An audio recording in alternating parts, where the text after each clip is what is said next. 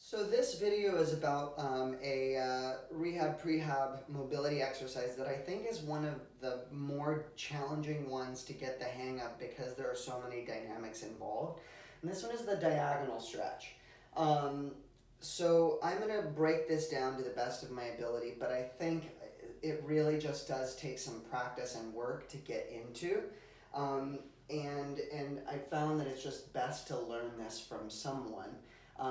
Because there are a lot of nuances that often we don't catch when we're doing it. So the diagonal stretch, I'm just going to show you a simple modified variation of it, right? One leg is forward, one leg is back. Make sure that I'm still in the video. And the reason it's called the diagonal stretch because I'm trying to get a really big stretch through the front of the back leg all the way up the torso, kind of finding this diagonal fascial line that you're trying to stretch as you do the movement. So from here, starting position, I'll do it from the front as well. Here we are. I'm going to take the same hand as the leg that's back and I'm going to place it on the opposite shoulder. And this is going to be my turning hand. So this is three movements. I'm coming back, right, to center my weight of the hip over the back knee. Right, so I'm not coming forward into a lunge here. I am twisting and I'm leaning the weight back. So the whole idea is that each of those movements is meant to try and get me deeper into the fascia of this back leg. So the movement modified is going to look like this. I'm going to come into it, I'm going to raise the chest up and twist. And what you should feel when you do this is a fairly strong stretch along the hip flexors, the psoas, the back leg, and up into the abdomen. This shouldn't hurt the lower back. This should be more emphasis on trying to stretch the front of the body than anything else. So for some people I'm working with rehab on, they may not bend back very much. It might just look like this.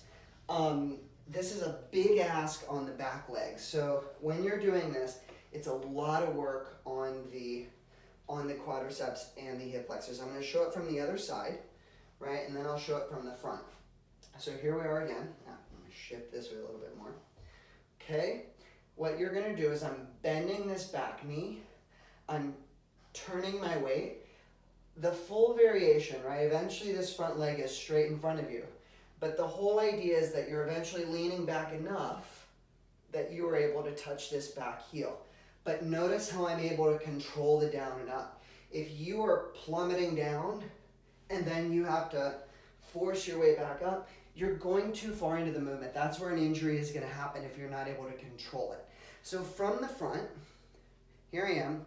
So what you didn't see from the side profile is the front leg, I'm going to turn the foot out to the side, and then I'm going to step the other foot straight back. And what this is going to allow me to do is lift the inside of the front foot or take the weight off of it and to bend the front knee out to the side. And then from there, right, I'm going to lift the chest, raise the arm, and twist in the direction of the front leg, right? And then I come back up. And I'll do maybe 10 repetitions of this. Back, forward, pulsing in and out, slowly. And then usually I'll hold the last repetition for 10 to 15 seconds. You don't need a lot to get a lot out of this movement. The full variation is awesome with the front leg straight and the back leg way back, right? But you don't really need it to get a lot of benefit from this movement. Another way that you can work this exercise is to actually have your back heel up against a wall so that it's kind of in this lifted position, the front foot is forward, and then you can work into it that way. And what's really great about that is you don't have to work so hard to balance and keep the back leg up. This is a really big challenge on your balance, especially because it's kind of like you're in a balancing beam position.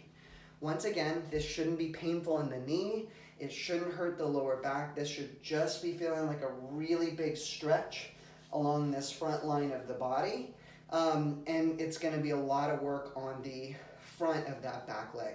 Hopefully this was helpful. Like I said, this is a complicated movement, and I find that it really lends itself best to being taught rather than watched in a video because there are a lot of nuances to it. Thank you. I hope this was helpful, and work on it.